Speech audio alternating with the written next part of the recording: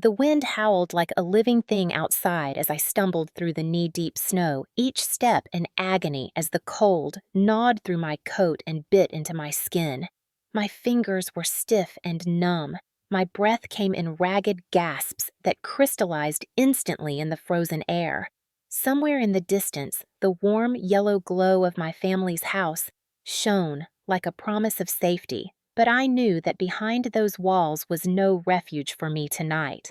I never thought my own sister would smile as she turned the lock, leaving me outside in the worst blizzard our town had seen in decades.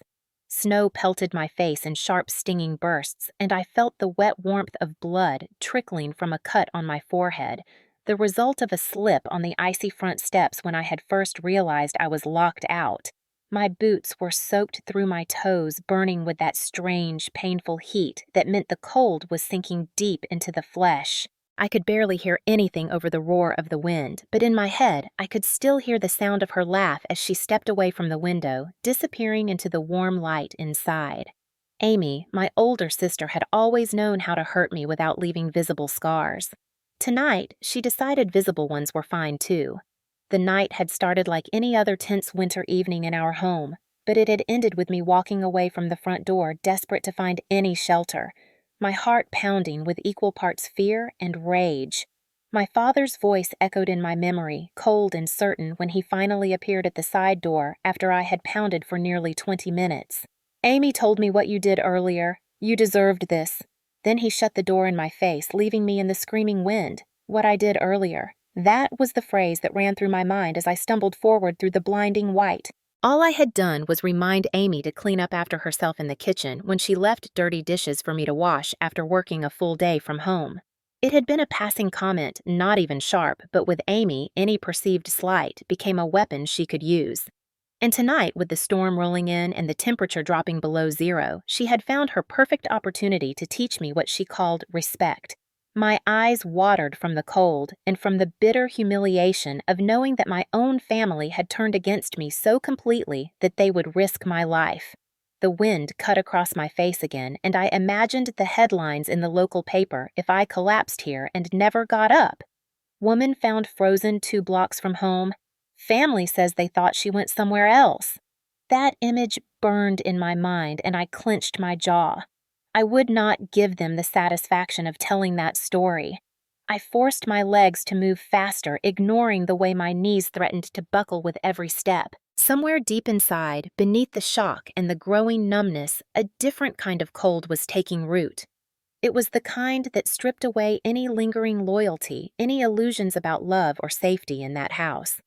This was not just a cruel moment. This was the moment everything would change.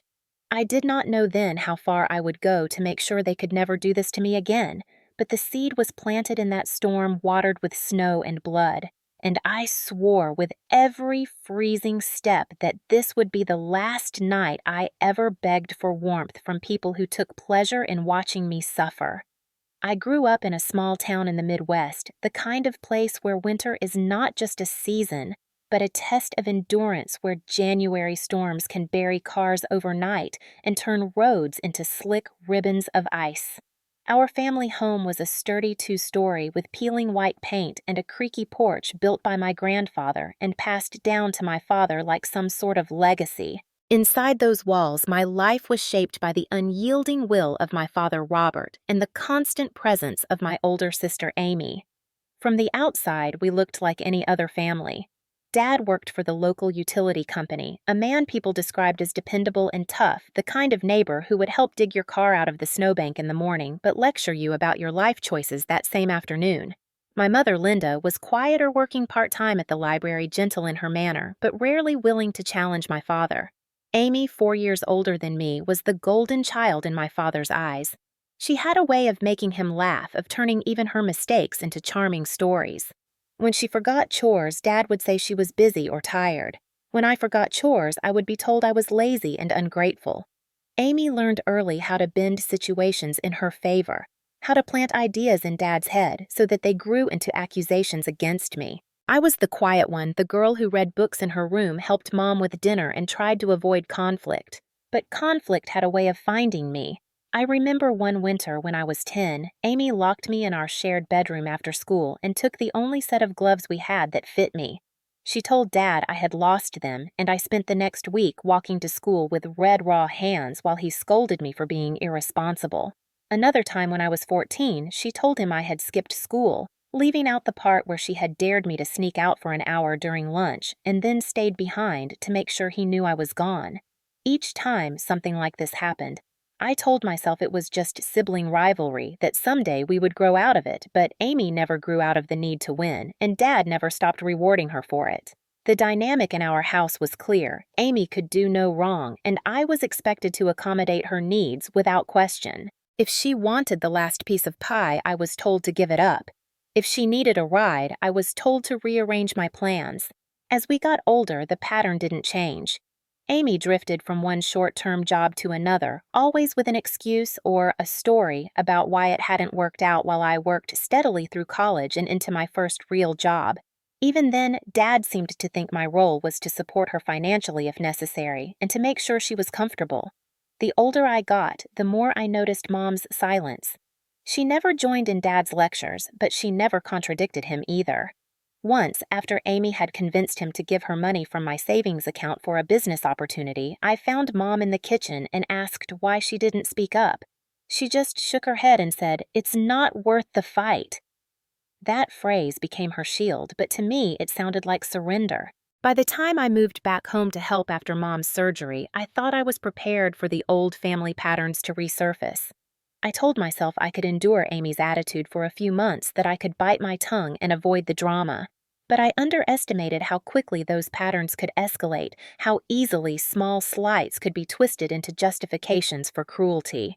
The blizzard night didn't come out of nowhere. It was the culmination of years of favoritism manipulation and my father's belief that discipline sometimes meant humiliation. In our house, control was currency, and Amy had been rich in it for as long as I could remember. I was still clinging to the idea that family meant something, but the storm was coming, and it would strip away whatever illusions I had left.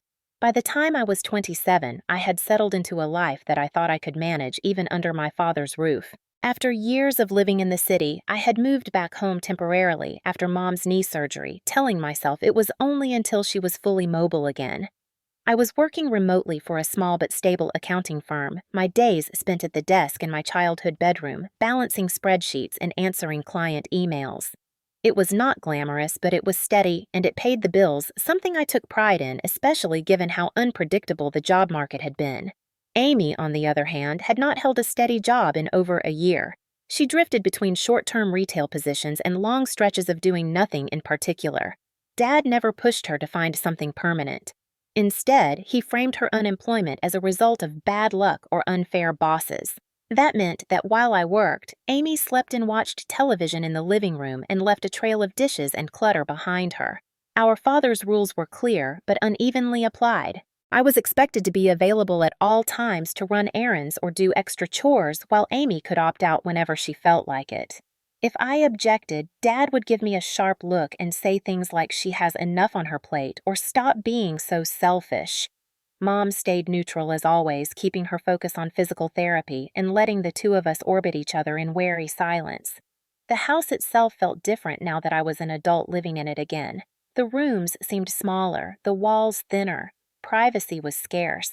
Amy had taken over the spare room to use as a walk-in closet, leaving me no space for anything beyond my own essentials. My father's control was constant, though sometimes subtle. He would ask about my work schedule under the guise of interest, but then use that information to decide when I should be available for family errands. He commented on my finances in a way that made me feel like I was still a teenager being lectured. Amy knew exactly how to use his attitude to her advantage. If she wanted something done, she would drop hints to Dad, and within hours I would be ordered to handle it. The tension simmered just beneath the surface most days. There were occasional flare-ups, like the time she left dirty laundry in the dryer for days and snapped at me when I needed to use it, or when she ate the lunch I had prepared for work and claimed she thought it was for everyone, but I kept telling myself not to engage. I reminded myself that the arrangement was temporary. I would save money, help Mom recover, and then find my own place. What I did not realize was that Amy saw my restraint as weakness and my father saw it as compliance. To them, it was confirmation that I would accept whatever treatment they decided I deserved. The winter had been brutal even before the night of the blizzard, with heavy snowfalls and bitter winds that kept most people indoors. For me, it was just another reminder of how trapped I felt in that house. I could not have guessed that the cold outside would soon be nothing compared to the chill of being deliberately locked out by my own sister. The patterns of our family were about to converge into a single act that would redefine everything I thought I knew about loyalty and safety. It was late January when the weather warnings began flashing across every local channel, predicting a historic blizzard set to hit our county that evening. Schools announced closures, businesses sent employees home early, and the air outside already carried that heavy stillness before a storm. By 4 o'clock, the sky was the color of steel, and snow was beginning to fall in thick, lazy flakes. I was wrapping up my work for the day when Mom asked if I could run to the store for a few essentials things she wanted to have on hand in case we were snowed in for a couple of days. I grabbed my coat and boots and headed for the door. Amy was sprawled on the couch, scrolling through her phone, and without looking up, she said, "Pick me up a few things too," rattling off a list of snacks and a specific brand of tea she liked. Her tone made it clear she was not asking, but instructing. I bit back a sigh and agreed, wanting to avoid another scene.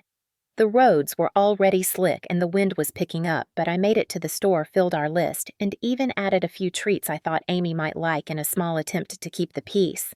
The return trip was slower, visibility dropping as the snowfall thickened. By the time I pulled into the driveway, the wind was strong enough to rock the car slightly. I gathered the bags, my fingers aching from the cold, even through gloves, and trudged to the front door. I expected to find it unlocked since Mom was home, but when I turned the knob, it did not budge. Surprised, I set the bags down and knocked. No answer. I knocked louder. Through the front window, I caught a glimpse of Amy standing in the hallway. Our eyes met for a brief second before she smirked, reached for the light switch, and plunged the hallway into shadow. I stared in disbelief, knocking again, calling her name. The wind whipped around me, blowing snow into my hair and down the back of my coat. I pulled out my phone and called her, but it rang unanswered. I called Dad's number next, thinking maybe he had just gotten home and locked the door without realizing I was out. He picked up on the third ring, and before I could speak, he said, "Amy told me what you did earlier. You deserved this." His tone was flat, almost bored, as if explaining a simple fact. Then he hung up. I stood there shivering, my breath catching in my throat. What I did earlier. The only interaction we had that day was me asking her to clean her dishes from the sink before Mom started dinner. Apparently, that had been enough to twist into a story that painted me as disrespectful. I knocked again, louder this time, my knuckles throbbing from the cold, but there was nothing. The only sound was the wind and the faint rattle of the storm door against its frame. The snow was piling up fast, and I could already feel the damp seeping through my boots into my socks. My cheeks burned from the icy air, and my fingertips were going numb. After 20 minutes of trying every door and even the garage, it was clear they were not going to let me in. The realization hit like a fresh blast of wind. This was not an accident. This was a decision. My sister had locked me out during a life-threatening storm, and my father had chosen to endorse it. My heartbeat thundered in my ears, part panic, part anger. The storm was intensifying, the temperature dropping by the minute. I knew staying there was not an option, but walking away meant braving the elements with no guarantee of safety. As the snow stung my face and the world outside the porch blurred into white, I understood with bone-deep clarity that I was on my own. The wind clawed at my coat as I stepped off the porch, dragging the grocery bags with me before realizing I could not carry them far in these conditions.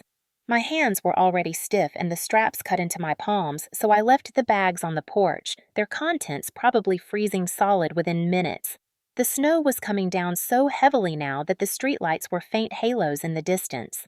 I pulled my scarf higher over my mouth and nose and started toward the side of the house, thinking maybe the back door would be open.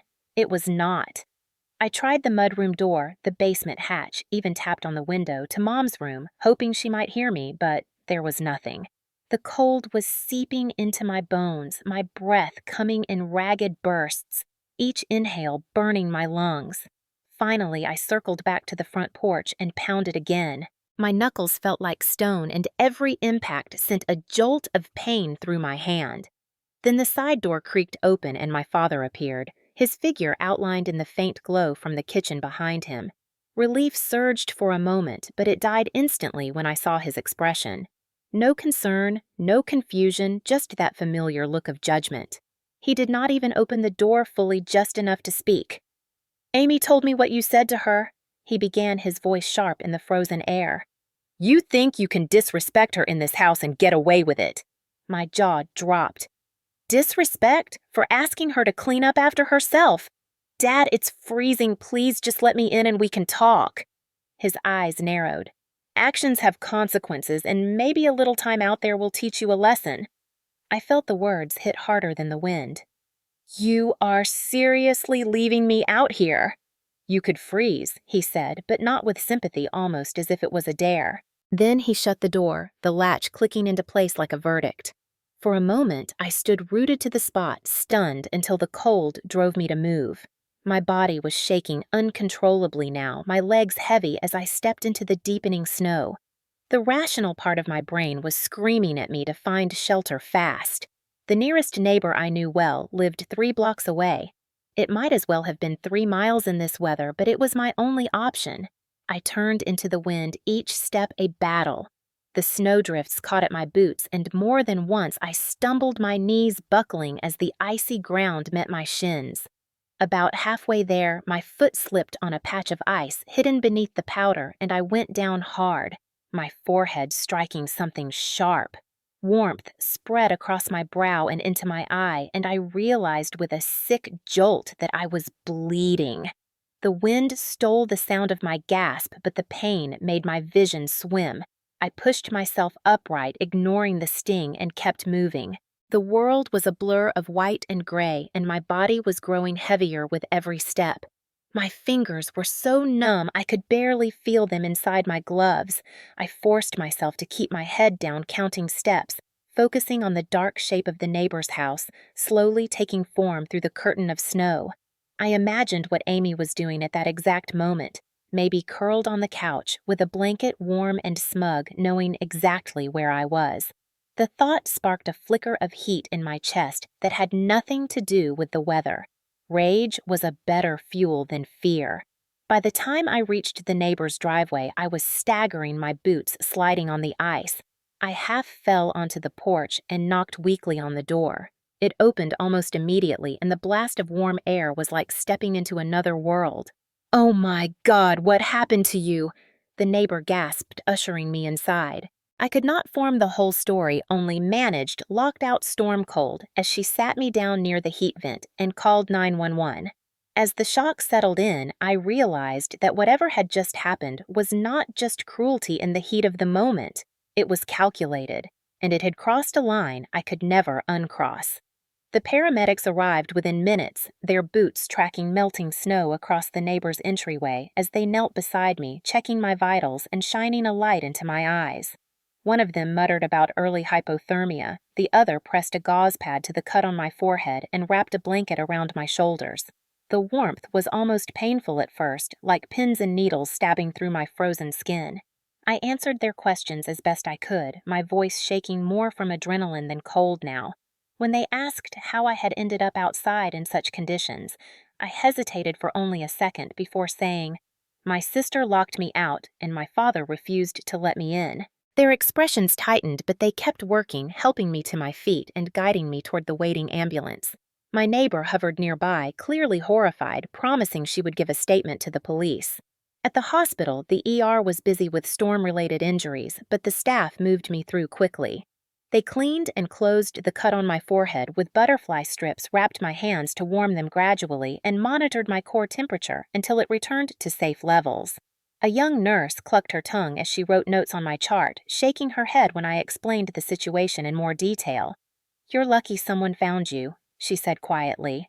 "Another hour in that cold, and we'd be having a very different conversation." Mom arrived not long after, her face pale and drawn eyes flicking over the bandage on my head and the red marks on my cheeks. She took my hand, her own still cold from the drive, and whispered, "What happened, sweetheart?" When I told her, she closed her eyes for a long moment, then said, Your father told me you left to clear your head after an argument with Amy. He made it sound like you didn't want to come back in. I laughed bitterly, a short sound that hurt my throat. That's convenient, I said. She pressed her lips together, clearly torn between disbelief and the knowledge that Dad had twisted stories before. The police officer who came to take my statement listened carefully, jotting notes, and confirmed they would speak to both Amy and my father. It was clear from his tone that he considered their actions dangerous, possibly criminal. When I was finally discharged with instructions to rest and stay warm, I felt a strange calm settling in. The fear and shock of the night were still there, but beneath them was something sharper, more deliberate. This was no longer about enduring family tension until I could move out. They had crossed into territory that endangered my life. As Mom drove me home to gather my belongings, I decided silently that I would not be staying under that roof another night. I would find somewhere else, even if it meant sleeping on a friend's couch, and I would not let this pass without consequence. They thought they had the power to decide whether I lived or froze. They were about to find out they had just lost any control over me at all. The next morning, I called in sick to work, not because I was physically incapable of logging on, but because I knew I needed the entire day to start taking back control of my life. My hands still ached when I flexed them.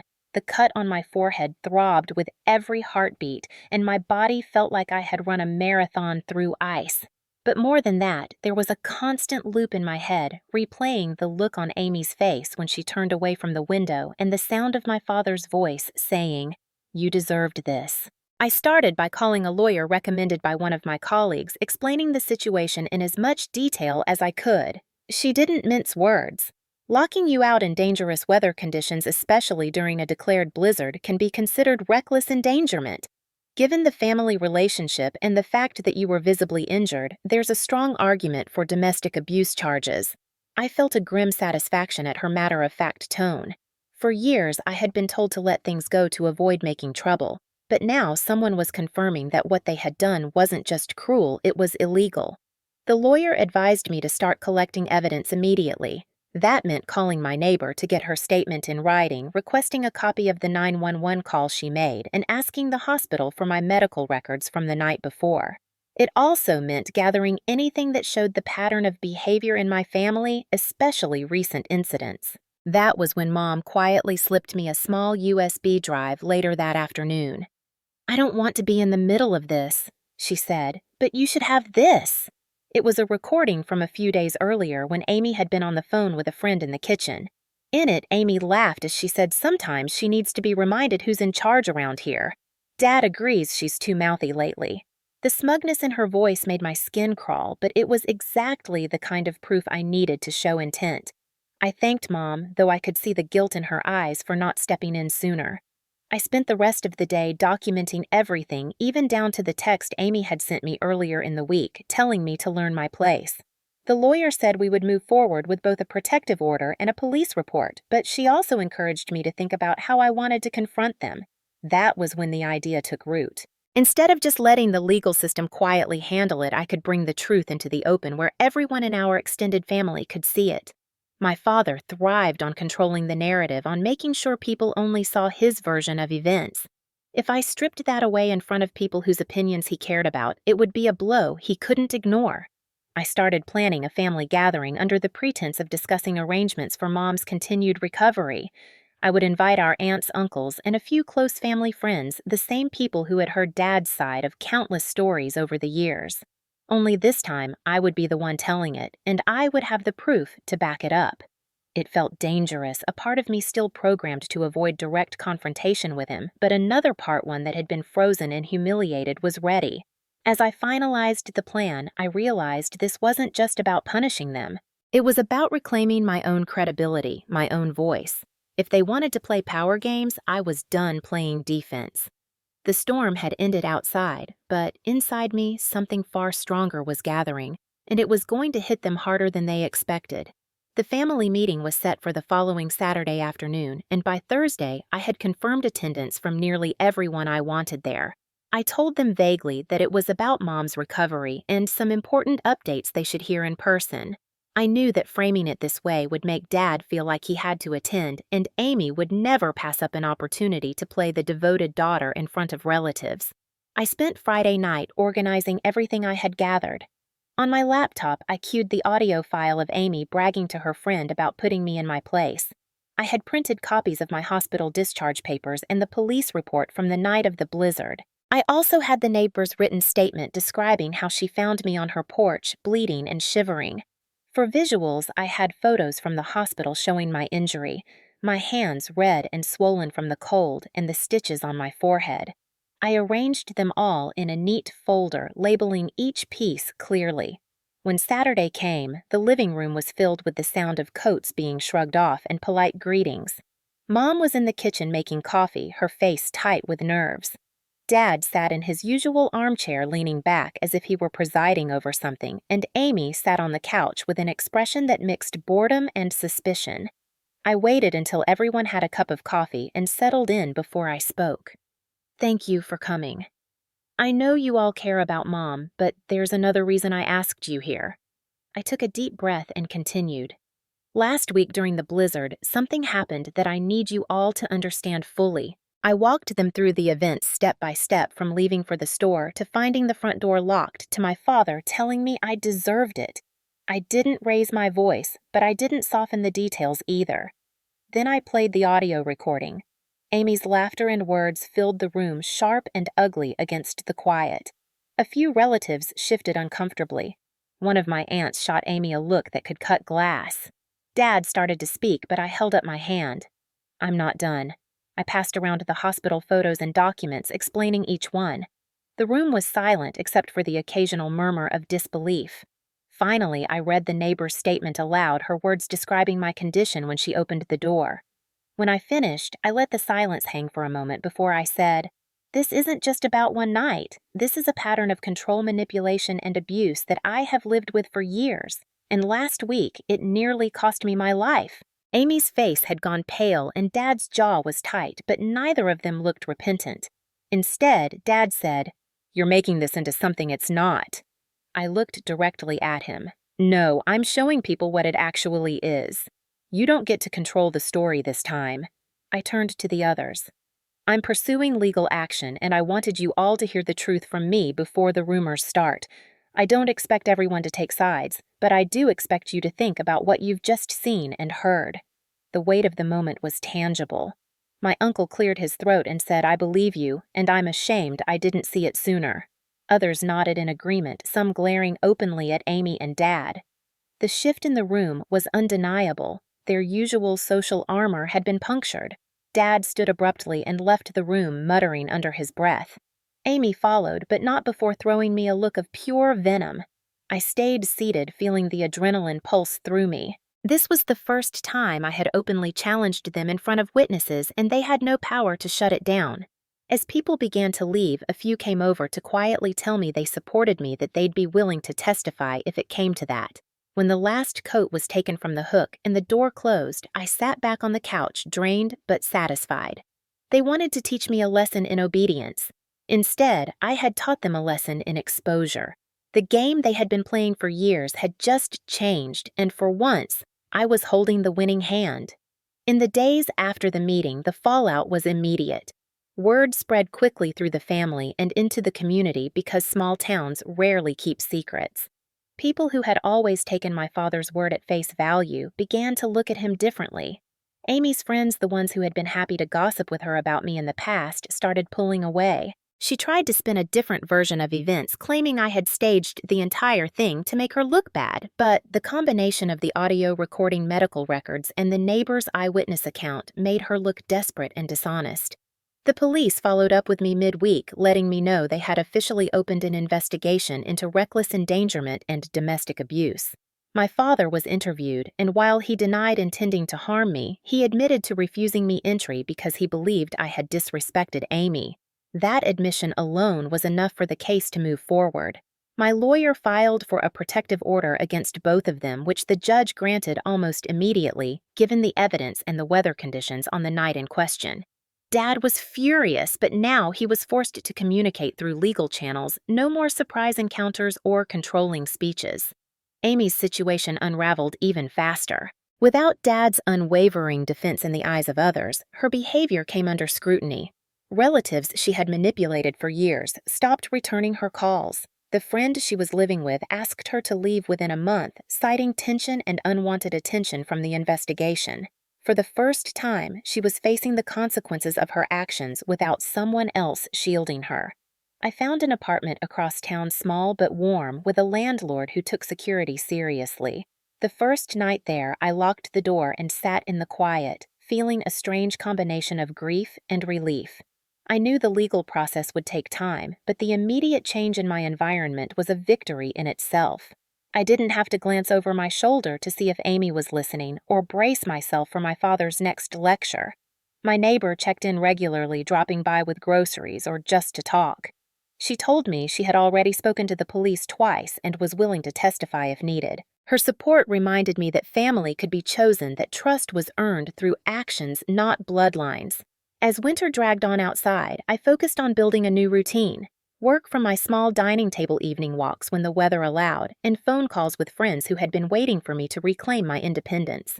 The scars on my forehead and hands began to fade, but the memory of that night stayed sharp, not as a source of pain, but as a reminder of the moment I stopped letting them decide my worth. The investigation was still ongoing, but regardless of the final outcome, I had already won in the only way that mattered to me. I had walked away and left them standing in the cold of their own making. Moving into my own space was like learning how to breathe again after years of holding my breath. The apartment was nothing fancy, just 2 rooms and a small kitchen, but every inch of it was mine. I bought secondhand furniture, hung soft curtains, and placed a heavy lock on the door that clicked with a reassuring finality each night. My lawyer advised me to keep meticulous records of any attempted contact, and while neither Dad nor Amy reached out directly, I still caught sight of them occasionally around town. I would be in the grocery store and feel the weight of their eyes from another aisle, but they never approached. The silence between us was both a relief and a sadness I couldn't quite shake. I had grown up believing that no matter what, family was a safety net, something to catch you when the world became too much. Now I understood that for some, family was the thing you needed protection from. I joined a local support group for survivors of domestic abuse, unsure at first if my story belonged in a room with people who had endured years of physical violence. But when I spoke about the night of the blizzard, about the deliberate choice to leave me outside in life-threatening weather, heads nodded around the circle. Abuse, one woman said, is about power and control. It doesn't always leave bruises you can see. That validation was like a door opening in my mind. I began to share more, not just in the group, but at a community workshop on winter safety that invited residents to speak about emergency preparedness. I told my story carefully without naming names, focusing on the importance of checking on neighbors and recognizing the dangers of extreme cold. People thanked me afterward, some with tears in their eyes, and one older man said he wished someone had spoken up like that when his sister had been in a similar situation years ago. Slowly, my days filled with things that were mine alone. Projects at work that earned praise from clients, Saturday mornings at the farmer's market, Sunday afternoons curled up with a book. The constant tension that had once lived in my shoulders began to ease. I even started planning for the future again, setting aside money not just for bills, but for the trips I had always wanted to take. The legal case against Amy and Dad was still unfolding, but the protective order meant they couldn't come near me, and that alone gave me room to heal. Sometimes at night, when the wind rattled the windows and snow fell in thick silence outside, I would think about that evening on the porch, about the sting of the cold and the sound of the lock clicking. The memory didn't crush me anymore. It reminded me of the moment I understood that survival wasn't just about enduring. It was about refusing to let someone else decide whether you lived or froze. As the months passed, I found myself becoming stronger in ways I hadn't anticipated. The nightmares that used to wake me in the middle of the night, visions of snow and darkness and Amy's smirk behind the window, began to fade. They were replaced by dreams of driving down long open roads or walking through quiet city streets with no one waiting at home to demand explanations. My therapist reminded me regularly that healing was not a straight line, that there would be days when old wounds felt raw again, but she also pointed out how far I had come since that night. She was right. I could now pass the old family house without feeling my stomach twist into knots. I could run errands in town without scanning the parking lot for their car. And most importantly, I could trust myself to act when boundaries were crossed. That trust in myself became the foundation for something bigger. When the local library announced they were hosting a series of talks on community safety, I volunteered to lead one focused on surviving extreme winter conditions and recognizing early signs of hypothermia. I used my own experience as an example, careful to keep the focus on the lessons rather than the personal details, but the impact was clear. People lingered afterward to share their own close calls, some admitting they had never thought about how quickly cold weather could become deadly. The librarian asked if I would consider running a monthly workshop, and before I knew it, I was speaking regularly to small but attentive groups, blending practical advice with subtle reminders about self-protection and boundary setting. It felt like I was turning something ugly into something useful, and that gave me a sense of purpose I hadn't expected. Meanwhile, the case against Amy and Dad reached its conclusion. There were no dramatic courtroom scenes like in movies, but there was a moment in the judge's chambers where I heard the official acknowledgement that their actions had been reckless and dangerous. Amy was ordered to attend mandatory counseling and perform community service, while Dad received a substantial fine and a formal warning that any violation of the protective order would lead to jail time. Neither looked at me when it was over, but I didn't need them to. The consequences were on record now, a public mark against their carefully maintained image. That mattered more to me than any apology they might have forced themselves to give. On the anniversary of the blizzard, I stood by my apartment window watching the snow fall in soft spirals under the streetlight. The air inside was warm, the hum of the heater steady. I thought about how different this night felt compared to the one a year ago. There was no pounding on locked doors, no begging for warmth from people determined to see me suffer. There was just me in my own space safe because I had chosen to make it so. I poured a cup of tea and raised it in a silent toast to the version of myself who had walked through that storm and made it back bleeding but alive. She had carried me to this moment, and I wasn't going to waste it.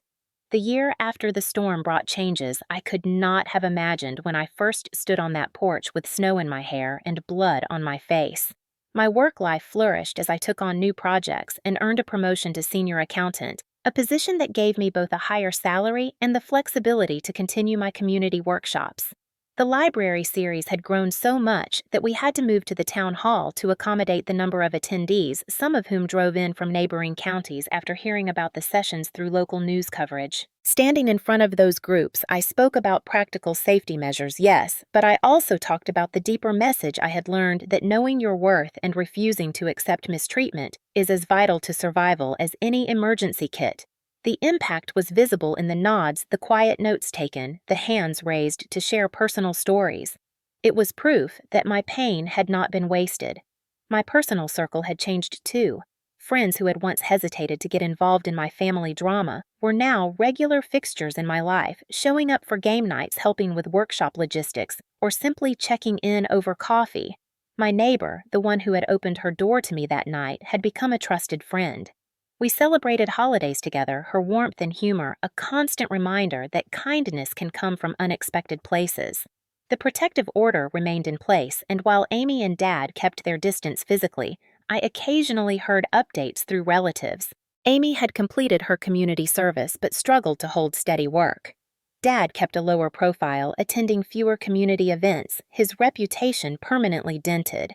I felt no satisfaction in their struggles beyond the relief that they could no longer reach me.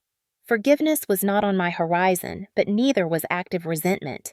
They had become irrelevant to my day-to-day life. On the first truly warm day of spring, I invited my closest friends and a few supporters from the workshops to my apartment for dinner. It was a small space, but we filled it with laughter, the scent of roasting vegetables, and the sound of clinking glasses. At one point, I stood in the kitchen doorway and looked around at the faces of people who had chosen to be here, people who valued me without conditions. A year ago, I might have thought gatherings like this were only possible within the bonds of family. Now I knew better. True family is built on respect, trust, and mutual care, and I had found mine outside the walls of the house where I grew up. As the evening wound down and the last guests left, I stepped out onto my small balcony. The night air was cool, carrying the faint smell of thawing earth. I thought about how far I had come, not just the miles walked through the storm, but the miles I had traveled inside myself to get from a place of fear and obligation to one of safety and choice. I closed my eyes for a moment, feeling the quiet satisfaction of knowing that whatever came next, I was ready, and I would never again let someone else decide whether I was worthy of warmth.